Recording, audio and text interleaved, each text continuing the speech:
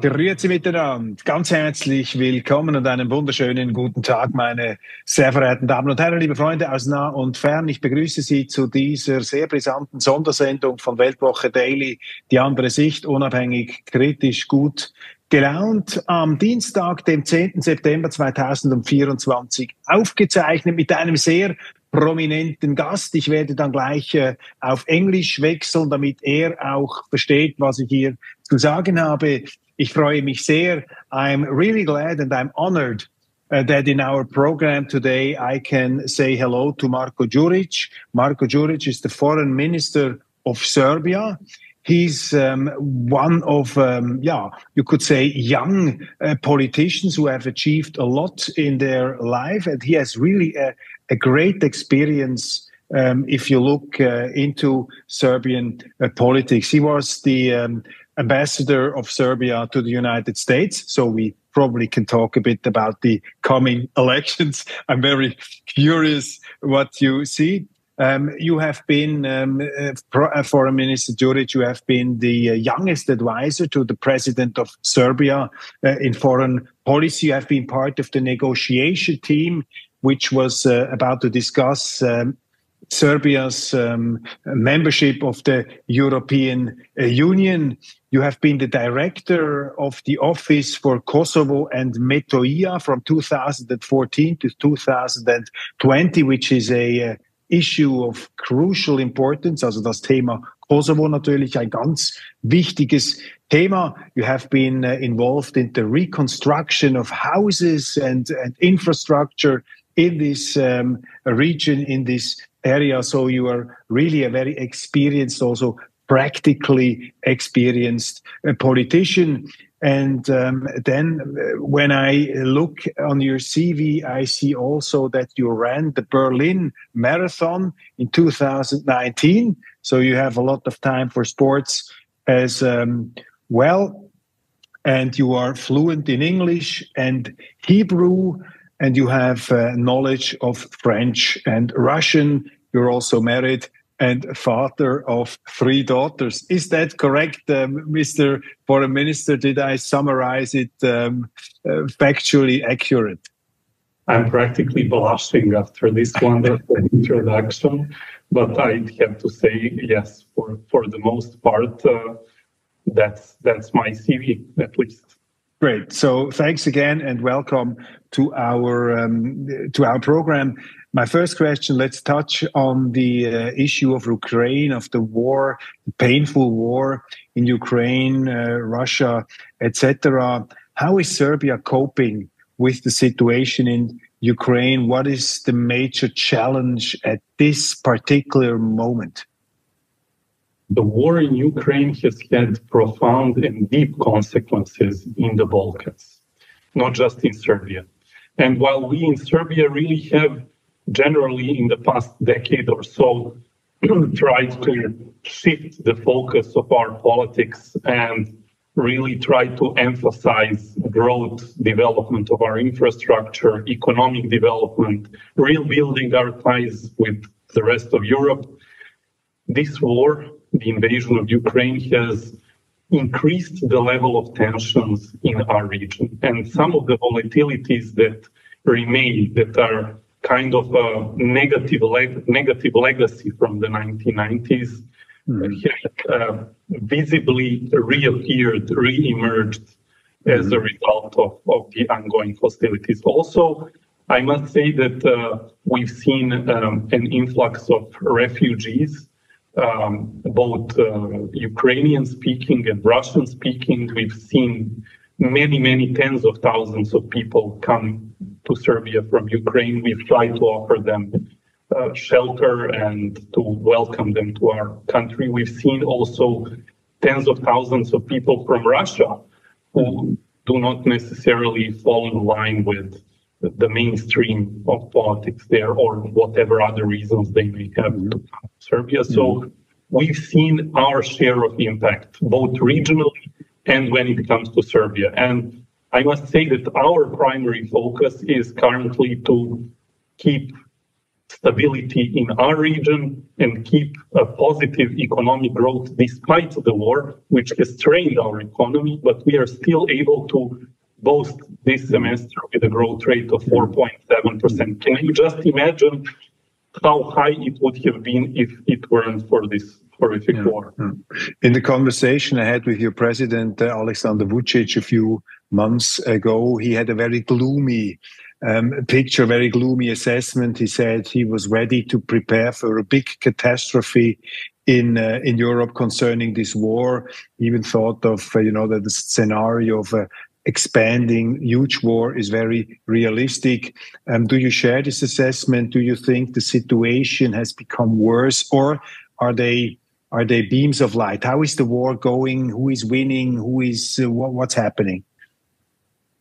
I think the statement by President Vučić was in fact very responsible. And I think all world leaders should understand the gravity of the situation and the possible implications of the conflict on the wider international community. This is not just a regional conflict. This is a conflict between great powers. And such a conflict drags the entire humanity one way or the other, either economically or politically or militarily, sometimes even culturally, into a path of conflict. And having traveled, the world in recent years from, the Pacific island nations that are faced with climate change and challenges related to the climate change, which is now, being neglected as a result of this war, to the huge tragedy that's ongoing in Sudan with numerous thousands of people being killed. And all of this is now somehow, not in the focus as a result of this horrific war. And of course, there's a latent threat due to the fact that countries with nuclear armaments are implicated, that this could escalate into something that could have irreversible consequences for our humanity. How big is the danger of a nuclear escalation in the Ukraine war? We see these offensive measures by Ukraine into Russian territory. There is, of course, the ongoing pressure from the Western side, from the West, which wants to put Russia into a difficult situation. We have heard that our politicians said Russia should never be allowed to win this military conflict. Is there the danger of a nuclear war still big? How big do you see it is? First of all, let me say that Serbia is in this conflict firmly on the side of international public law and the UN Charter, which means that we condemn any acts of aggression against sovereign and internationally recognized states, and we fully support Ukraine's sovereignty and territorial integrity over its entire territory. Having said this, this is not a political game, and this conflict should not be a zero-sum game, and we should all try and support all avenues that could lead us to some kind of a ceasefire, some kind of a compromising solution, some kind of a cessation of killing and the atrocities that we are continuously seeing on the ground in the past 2 years. So it is a very difficult situation, and every rational person who analyzes history knows that since the beginning of man, every weapon that man has mastered has been used more often than not since the moment it was invented. And I think we are actually pretty lucky to live in a period in which there has been only one usage of atomic bomb since it was invented officially. That was, of course, in 1945 in Japan, when 2 cities were annihilated by these bombs. But this doesn't give us the right to hope or to believe that this won't be used in the future as well. And I think we have a huge responsibility to pressure political circles to pressure decision makers to abandon conflict as a means of resolving political disputes. We, having suffered so much in former Yugoslavia,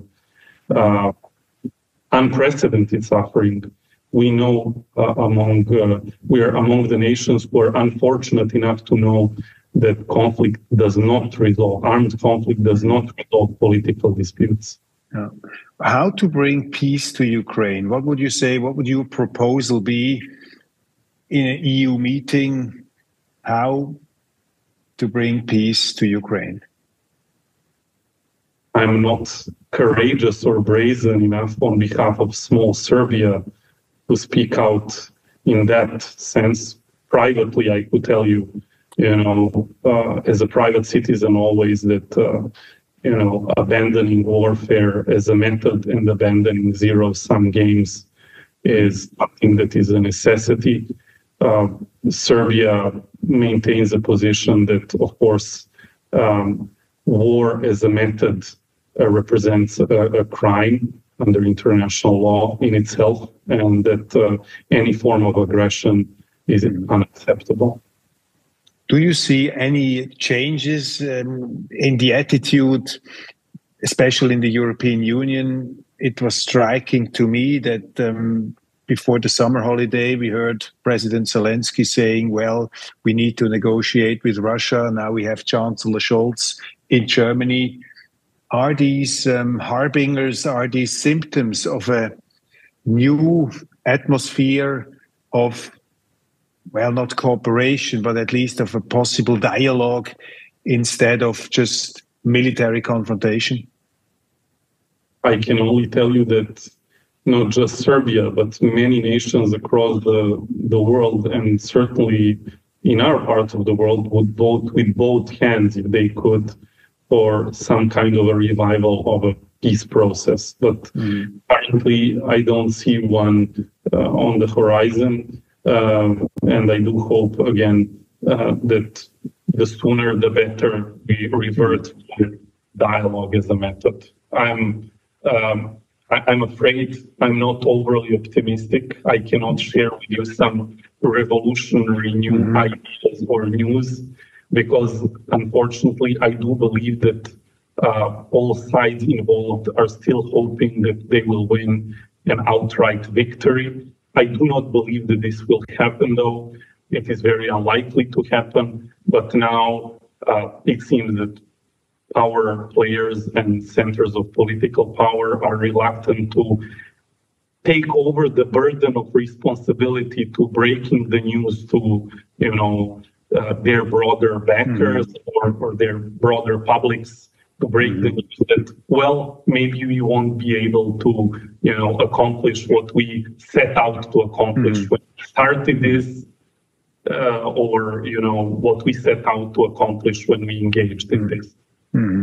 You have been ambassador of Serbia to the United States, so you know profoundly the United States. It's always a bit the question, what actually is the goal of the United States in this whole conflict? And do you have an explanation? What is your theory? What's the role of the United States? I've heard that the President Xi in China has said, well, for the war to stop, Washington needs to make a phone call. I don't know what your assessment is. What is the role of the United States in this whole difficult situation? Well, there definitely needs to be a whole lot of phone calls from a whole lot of interlocutors and parties, because this has become really a global mess in many ways. Speaking on behalf of small Serbia, I can only say that we are always there as a party that wants to foster dialogue, to support, dialogue as a method, as opposed to what we have witnessed in the Balkans. I cannot dare to, speak as an analyst at the moment, because I'm Serbia's foreign minister. Otherwise, I would give you a detailed description of my impression of what U.S. foreign policy priorities are and what the challenges that they well, you can speak as a private citizen on this program. It's no problem. We're in Switzerland, you know. It's absolutely easygoing if you express your opinion. No, but speaking honestly, I do believe that it's more than just Russia and Ukraine, and that we really need a concert of great powers to get involved and try to bring this fighting to an end. And there needs to be a political will and a dialogue. I'm really sorry that there is a paralysis at the UN Security Council. We're marking these days yet another anniversary of the UN Charter and so forth. I think it would be extremely important if, as part of global efforts to try and put this conflict to an end, we would maybe use the United Nations as yet again one of the platforms for achieving this dialogue. How big is the pressure on Serbia in this conflict to take sides? I mean, I see your country is always in the spotlight. You get criticized from time to time from all sides. How big is the pressure on you also as a foreign minister, that people call you and say, well, you know, Serbia has to stay on this side or stay on that side? Because to my knowledge, to my impression, your country is trying to balance, probably also to build bridges. How difficult is it as a bridge builder to live in today's world? Well, in a world in which people are pounding actual bridges, it's not easy to try and be a bridge builder. But I can tell you one thing: we firmly believe that Serbia needs to pursue a balanced foreign policy, and that by doing so, it can actually contribute to regional and global stability.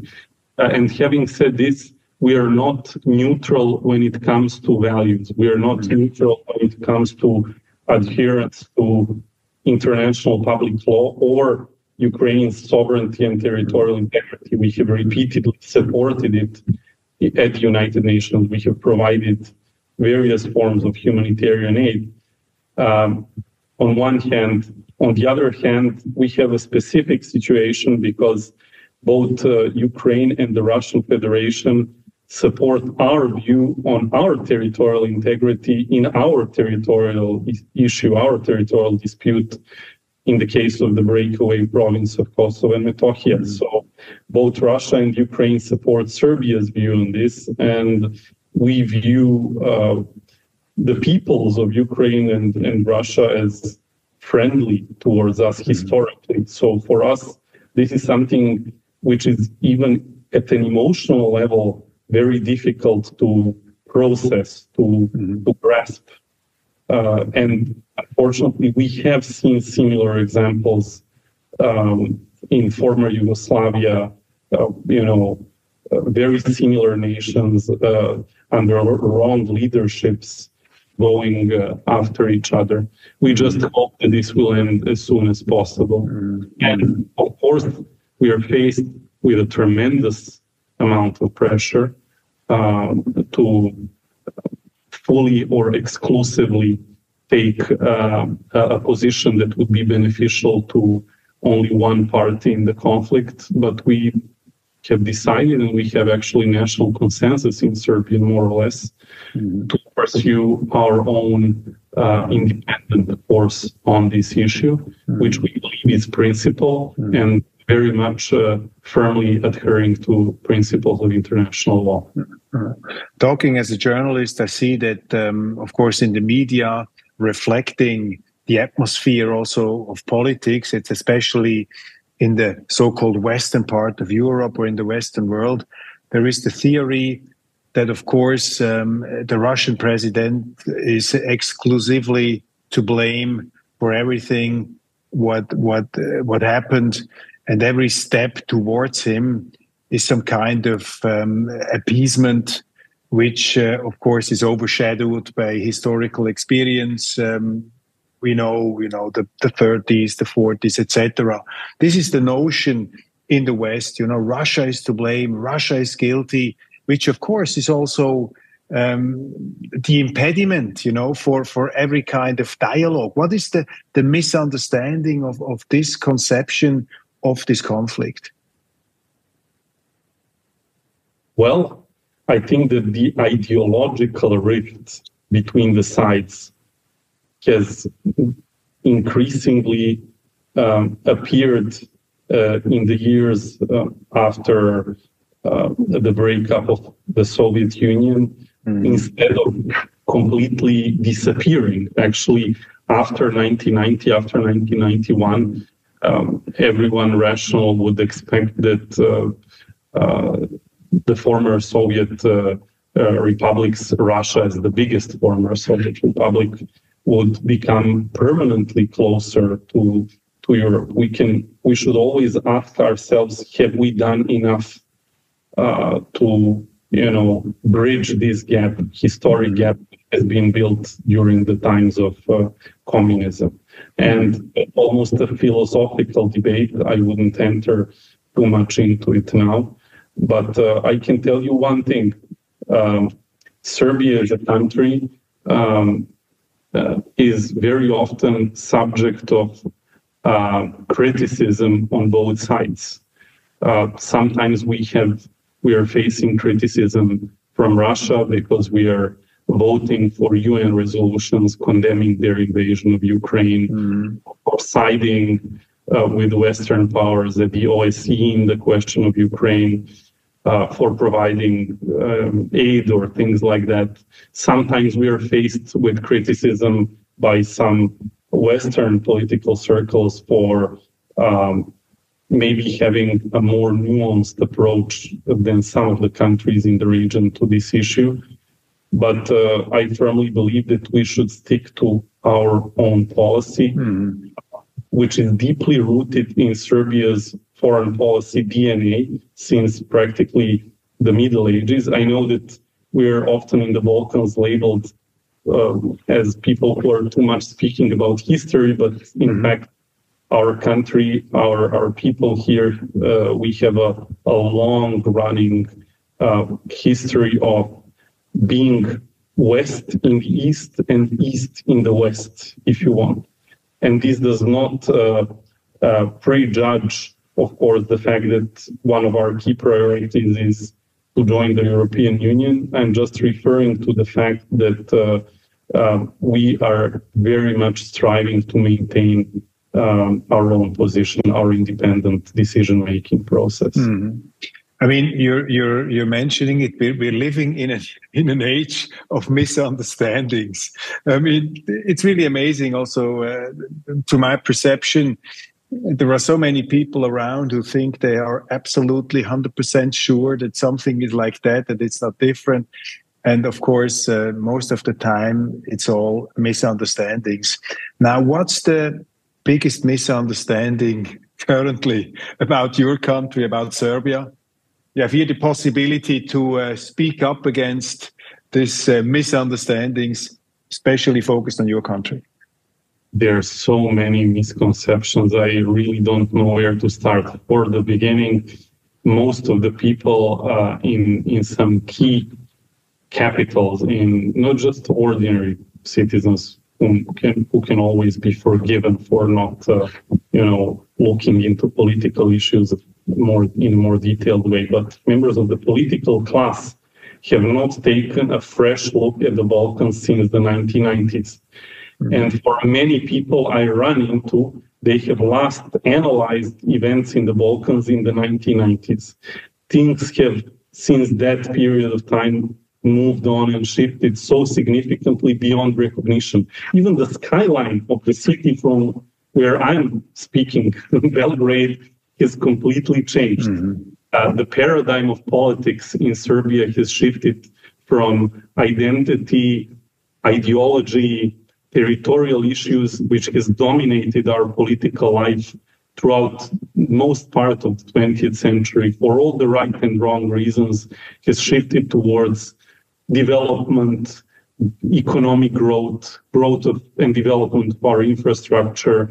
Belgrade has been awarded to host the Expo 2027 exhibition, which is a huge thing. And now we have this wonderful new thing on which we can focus our national efforts, as part of which we are building 500 kilometers of new highways, 2 new high-speed railways, one already completed, as part of which we are attracting even more foreign direct investments into Serbia. And for example, who would have thought, when you say Serbia, that it is a country which was the first in Europe to introduce computer coding as a compulsory subject to its elementary schools, 5th, 6th grade, and even for the first graders now we have a subject which is called digital world.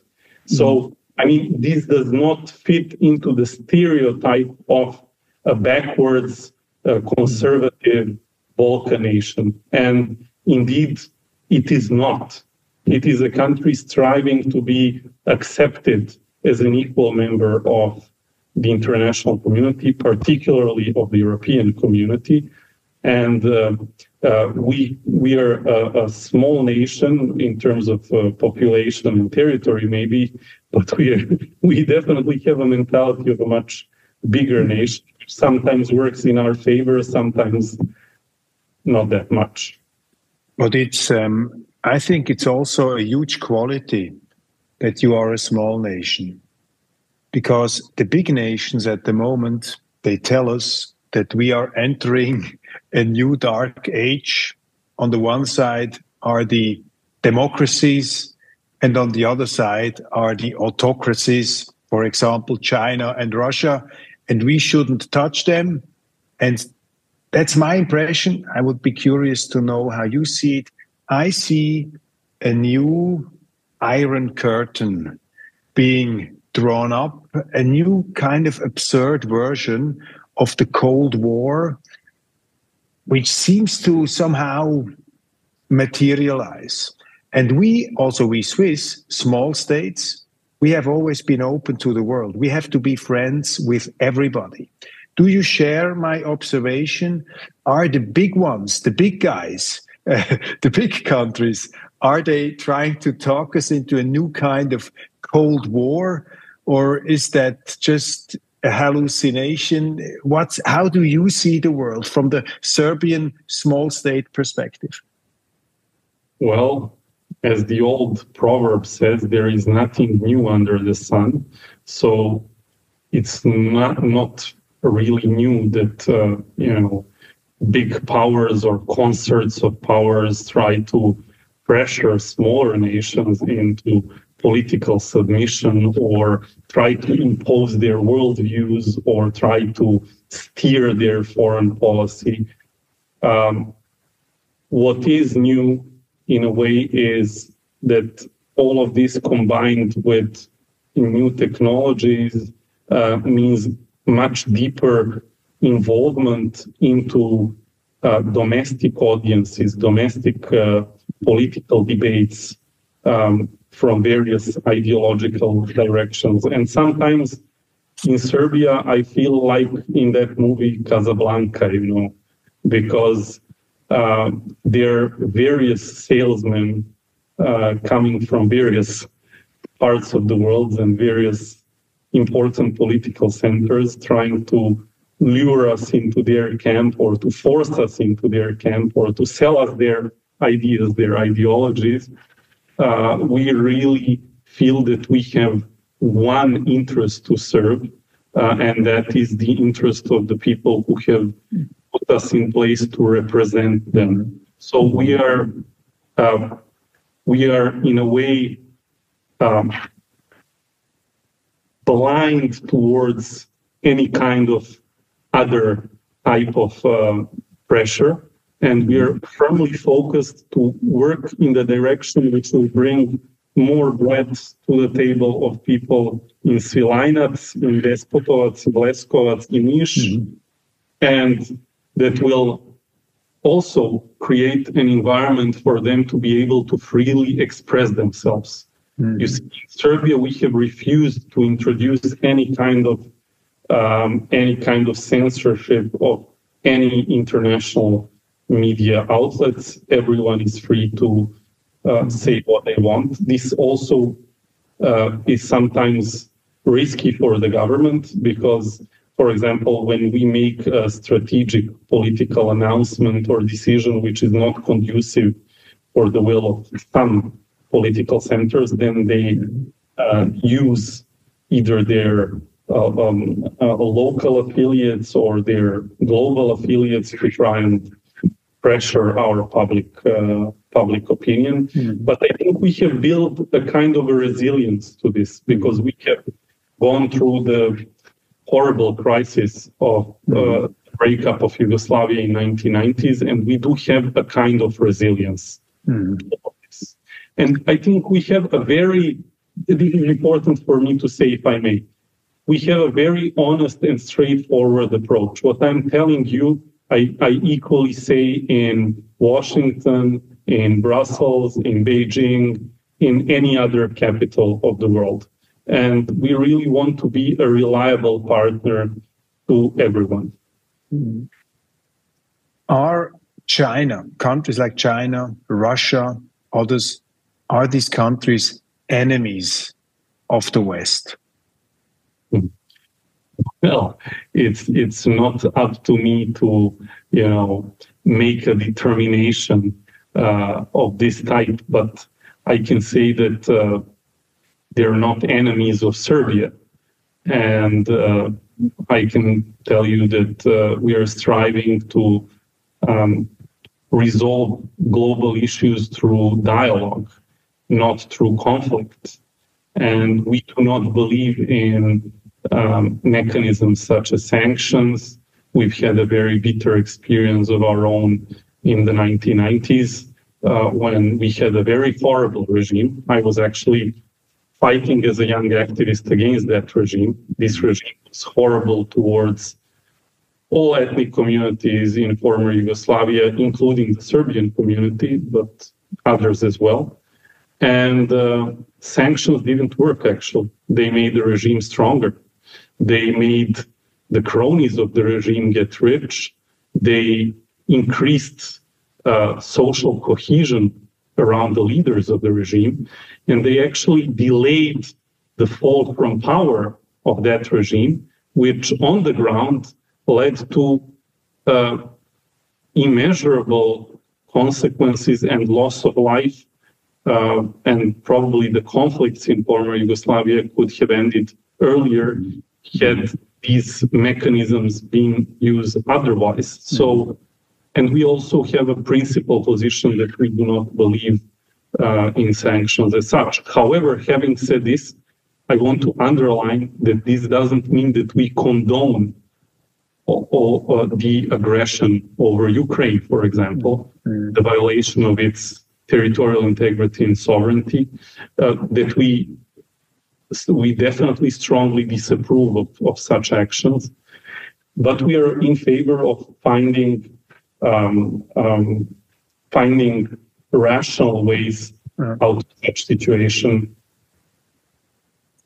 Does Serbia still want to become member of the European Union, observing that Brussels and the EU is treating some of its member states, let's put it mildly, not probably always with the proper respect. If you look at countries like Poland or Hungary, one has the impression whenever a head of state says something that they don't like in Brussels, he somehow gets disciplined. Is Serbia still keen on entering the European Union in the shape as it currently is? Well, we in Serbia love to be part of greater projects. It gives us a collective feeling of greater significance and importance, if I may say, if I can generalize and dare to speak a bit about the collective psyche. And if you look at our history, we've tried to be the Piemont of the unification of Southern Slavs. Twice we tried to be the pillar of the creation of a Yugoslavia that would gather all Southern Slavs. We failed, unfortunately, miserable times. But not without being ready to sacrifice entirely for achieving this noble goal. Similarly, but hopefully much more successfully, now we believe that Serbia has a lot to offer to the broader European project. We are not coming to the European table to ask for money. We actually are coming with a very healthy economy, although we are not as rich as some of the Western countries, but our foreign debt to GDP ratio is 50%, and it has actually decreased from 79% of GDP to 50% of GDP in less than a decade. We have more than doubled the size of our GDP in less than 1 decade. We have attracted 65% of all foreign investments in Southeastern Europe in recent years, and we really have a positive momentum. So on one hand, I think we can contribute with 7 million more pairs of hands to a stronger Europe. On the other hand, we believe we can protect some of our own national interests better if we have a say at the European table, because anyhow, European foreign security, agricultural, whatever kind of policy you think of is being determined and influencing us, but without having our say. So what we do not want to end up being is we do not want to end up being the Puerto Rico of Europe.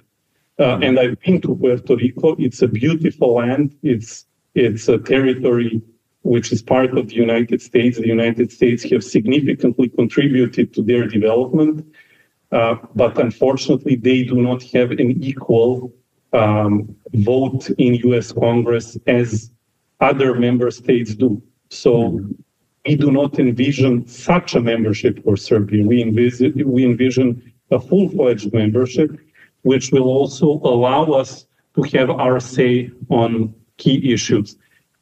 Also, we fully understand that this means that we have to fully adhere to common foreign and security policy of the European Union, and we are ready to sign up to this and to fully implement the common foreign and security policy once we are accepted in European ranks. Until then, we reserve the full right to pursue such a policy which we find in the best interest of our own people.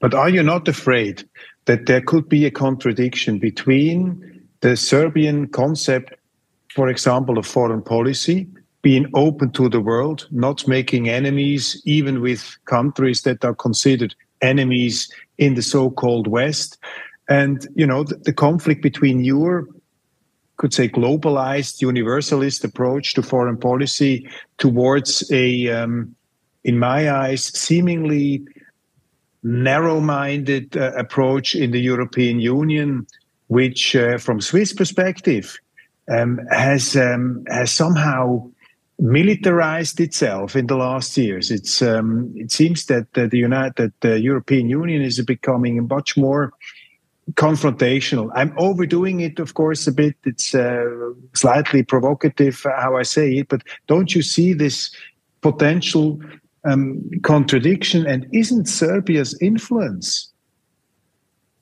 big exactly because you're actually not a member of the group, but you're independent and you follow your own way, which, as you know, is also inspiring for a lot of countries who try to imitate your independent ways? Well, I must say that I agree with you for the most part, but every decision of a strategic nature has its ups and downs. And I don't see an immediate, in the next 2 or 3 years, opportunity for us to join the European Union, not because we don't want to, but because there's a lack of political readiness. Yeah. And I think it's a pity, because Serbia could really add value to Europe as a project, also through its extensive network of global contacts. I mean, we were the founders of the non-aligned movement. The first conference of the non-aligned movement was held here, from where I'm actually speaking today. And we still maintain an extensive diplomatic network that spans across all continents, and we maintain special relations, and we have free trade agreements and strategic partnerships with countries well beyond Europe. So we will continue looking beyond just our narrow environment, our narrow circle. Having said this, more than 70% of our trade is with the European Union, and our exports, that more than 70% of our exports go to the European Union. If hopefully soon Europe decides that it wants Serbia to join its ranks, it will be a win-win, I'm convinced. You know, one country to our east, which has been a member of the European Union for 15 years now, both European Union and NATO, and has received more than 90 billion of euros from common European funds, has yet to reach the level of pensions that the state pays here in Serbia with all of these subsidies. And we have received 20 times less from European Union than they did. Of course, we are grateful for any kind of budgetary support, but that's not what we are asking for. So you're saying you're not coming on your knees begging for money, going to Brussels, but you come as a even on the same level to contribute politically. One big issue, of course, as far as EU membership is concerned, is the Kosovo topic. You know it very well. Kosovo is for non-Serbians, for non-Kosovarians, a difficult issue. We don't know so much about it, but as far as I understand it, it's out of the question that Serbia could become member of the European Union without recognizing the independent state of Kosovo. Is Serbia ready to say, okay, we accept the independent state of Kosovo as a precondition to entering the European Union? First of all, Serbia is fully committed to maintaining peace and stability in Kosovo itself, because we have seen in the past 2.5 years a series of unilateral and uncoordinated actions by Kurti's government, Kurti's regime, aimed at unilaterally changing the situation on the ground.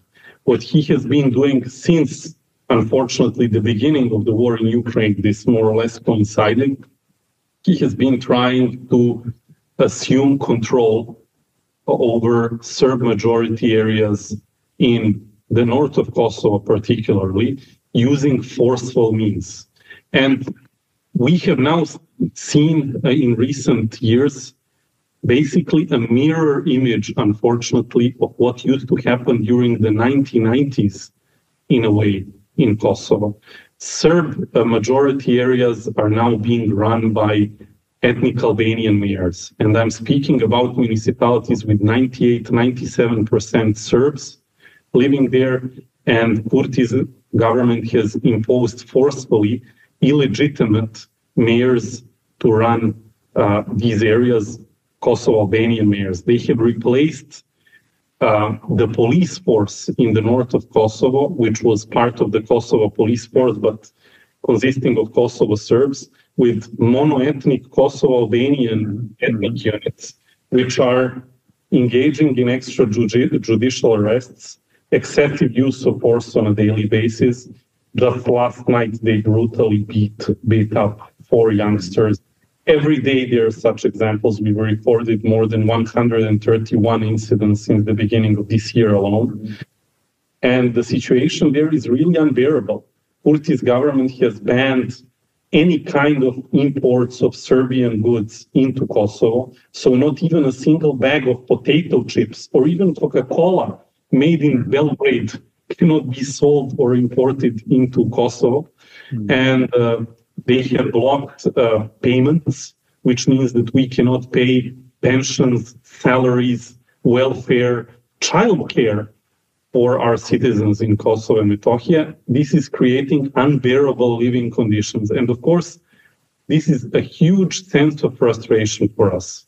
Mm-hmm. I have to say to our viewers, to you, that since May, we have seen 6 consecutive statements by the European Union condemning the actions of Kurti's government, outright condemnation of his government. But this has fallen short of preventing him in engaging in such unilateral behavior. Mm-hmm. I want to emphasize for our viewers that we do not see Albanians as our adversaries.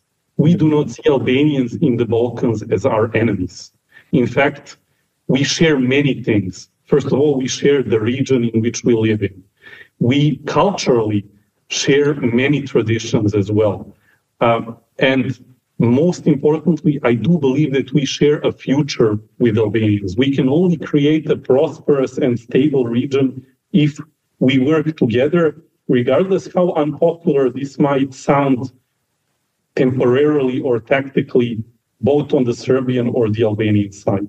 There is one very good example of recent cooperation between Serbs and Albanians in the Balkans. This is the bilateral cooperation between Serbia and Albania, where Presidents Vučić and Prime Minister Rama have been able to establish such a relationship which has enabled us to create a single labor market between Serbia, Albania, and North Macedonia. And in past years, we have seen more than 200,000 Serbian tourists, for example, visit the Albanian coast. And we have seen thousands of Albanian workers come to work in central Serbia to build these new parts of Belgrade and things like that. So these are positive developments, but Kurti's ethno-nationalist regime keeps undermining all of this. They keep trying to push Serbs out of Kosovo. And what they're pursuing is actually a mirror image of policies that were implemented against the Albanians when the West intervened in Kosovo. I would love to see whether the West is going to similarly intervene, at least, if not, by using the same type of energy and power, but at least sufficiently so as to prevent the persecution Serbs are now facing in Kosovo. Mm-hmm. There is one defining event looming all over the world, which is the election in the United States of America. I started this at the beginning. I mentioned that you have been ambassador to the United States. Are you privately hoping that Donald Trump will win, or does your heart beat for Kamala Harris? Well, if I would share it here, it wouldn't be a secret, but I can tell you one thing. For us, it has been a real struggle to get attention from top management in DC.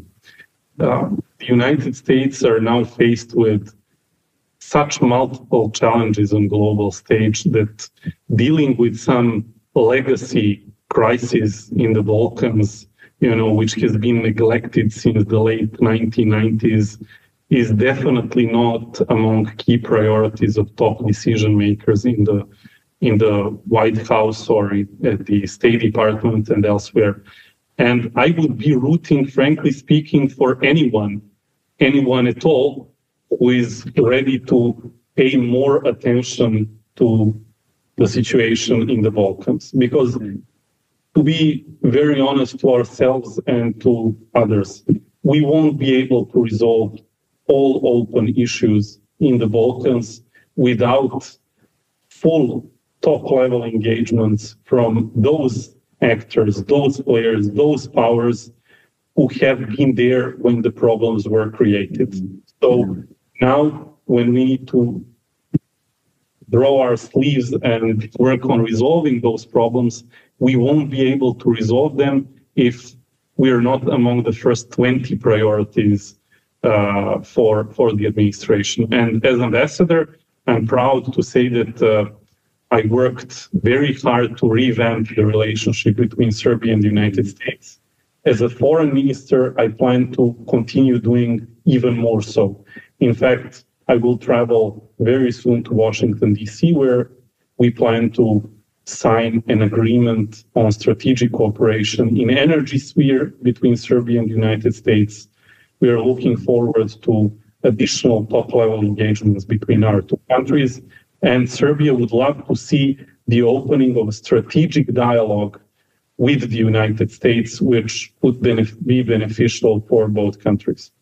Before I come to my last question, just a very short follow-up question. And do you think that the bombing of Serbia in 1999 has become some kind of a precedent for the breaking of international law? Because it's an event that is also not so much on the perception in many countries, but one probably could argue that at that moment in 1999, somehow this was the battle cry for other breakings of international law. Was it the precedent? When I look outside my window from the room in which I'm tuning into this interview, I still see the scars from the bombing that happened 25 years ago, a quarter of a century ago. And when I look at the heartbreaking images that we see in Ukraine now, with energy facilities being hit and power being cut to civilian population, I remember the blackouts we had in Belgrade, a city of 2 million people in 1999. And of course, I remember more than 3,000 civilian victims who were killed during what was undoubtedly, according to international law, an aggression, in the sense that it was conducted without consent from the Security Council of the United Nations, that it was conducted also in violation of the UN Charter, which prohibits explicitly such activities. Regardless of what the excuse for this aggression was, it was a very dangerous precedent, which is now unfortunately being used by strongmen, by powers that want to establish dominance over other countries. And we also see how the unilateral declaration of independence of Kosovo, which was done outside of the scope of international law, is being used as a precedent. Just to remind our viewers, Kosovo unilaterally declared independence not during the war, not immediately after the war, not even when Serbia was under Milosevic regime, which was considered or rightly considered as an undemocratic regime. Kosovo declared independence a full decade after Serbs renounced an authoritarian regime, and when in power in Serbia were political parties that were unconditionally in favor of Serbia joining not just the European Union, but NATO. And at the time when Serbia was already a member of both the Council of Europe and the OSCE and had a contractual relationship with the European Union. So then Kosovo declared independence. And it declared independence without holding a referendum on it in Serbia. There wasn't even a referendum in Kosovo. There wasn't even a consensus in the parliament in Pristina. It was just a group of majority MPs in the parliament of Kosovo, which was at the time a provincial parliament, which voted to secede from Serbia against Serbia's constitution and against UN Resolution 1244, which stipulated that the maximum degree of autonomy within Serbia should be pursued. So, of course, this set a very dangerous precedent. And you cannot explain to the people of Serbia anytime, or to us who are representing Serbia, why Serbia's territorial integrity and sovereignty is less valuable than the territorial integrity and sovereignty of other countries. Why? How come? It was not during the Milosevic regime, during an authoritarian regime. It happened, the secession happened 10 years after that. I'm not falling into the trap of comparing Serbia of the 1990s with the Axis powers, during the Second World War. But even in this case, no one came to the defeated Axis powers 10 years after the war in 1955 to ask more of their territory. They came to them to offer them an embrace, to offer them an equal seat at the table, to offer them respect. That's all that we want, nothing more than that. And of course, we want democracy, we want rule of law, we want human rights for our people in Kosovo, nothing more than that. And we want to offer the same to everyone else, which is extremely important. Interesting. You mentioned that there are prejudices or even, misconceptions about about Serbia, but probably also about the whole of the Balkan area. The Balkan states have always, stirred up feelings, whatever, prejudices. What's the most underrated quality of Serbia, and you could say even of the Balkan world? What is the most underrated quality? What is the contribution to the world at the moment, the most fascinating contribution of your region to the world? Well, I don't want to speak too much about Novak Djokovic, obviously, and about Nikola Jokic in basketball. Sometimes I like to joke that all people in Serbia are talented in sports. Those who are not are being sent abroad as diplomats. But that's just a joke. I genuinely believe that we are a country that has centuries-long experience and centuries-long experience in surviving in adverse circumstances. We've survived literally every major empire that has appeared in this region. And when I look at the map of the world today and see how many challenges we in Europe are faced with, how many competitors, how many power players who are outperforming us in technology, in economy, in various other walks of life, I do believe that we could benefit from 7 more million pair of capable hands from the people of Serbia. We have many, many talented people in all walks of life. It isn't without a reason that companies such as Microsoft, Google, Oracle are locating their regional research and development centers in Serbia. In fact, Microsoft's biggest R&D center in Europe and best in their own words is now located in Serbia. This tells you that there is a pool of talent here for various things. And I do believe that given the fact that we also have a stable economy, that we have a global outlook, that we have experience with dealing with countries in Africa, Asia, Latin America. In fact, we helped some of those countries come into being because we funded and equipped their anti-colonial struggle during the 60s and 70s and so forth. We can help Europe to be better connected, to be more balanced in some ways, and to be, if you like, more European. A bridge to the world. Very final point. We have a lot of viewers, of course, in the German-speaking world, in Switzerland, in Germany, in Austria. This has a wide audience in this world. Any final message to our German-speaking viewers? As a Swiss, of course, I want to know, what do you think about Swiss neutrality? But I leave it open to you. Your final message to the German-speaking part of the world of Europe. Einmal in Serbien, immer in Serbien. I invite you, dear friends, to visit Belgrade, a beautiful city of 2 million people sitting on 2 great European rivers, the Danube and Sava, the crossroads of civilizations, where the Mediterranean and Oriental temperament meets European culture, history, and tradition, to try out the amazing food, but also to learn more about our culture, our worldview, which is very unique. And you will find that just as we are passionate sometimes about fighting for our own causes, our own issues, we are extremely loyal once we become friends and partners and allies.